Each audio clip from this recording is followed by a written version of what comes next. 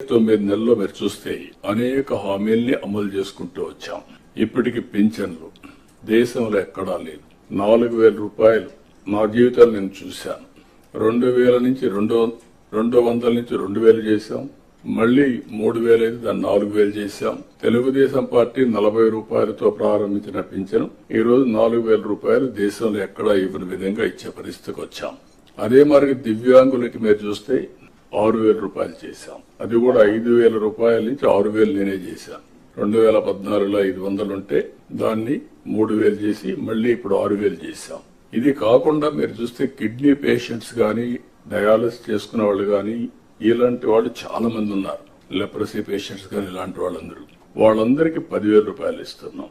కొంతమంది bed ridden అయిపోయారు. వాళ్ళకు ఒక మనిషి కావాలి అసిస్టెంట్. దానికి మానవతా దృక్పథంతో 15,000 రూపాయలు ఇస్తున్నాం.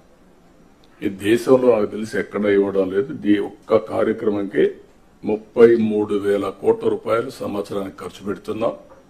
This is the biggest DBT welfare programme. మీరు గుర్తుపెట్టుకోవాల్సిన అవసరం ఉంది. ఇంత చేసినప్పుడు ప్రజల్లో ఎప్పటికప్పుడు రిమైండ్ చేయడం కోసం 1st తారీఖు ఇస్తున్నాం.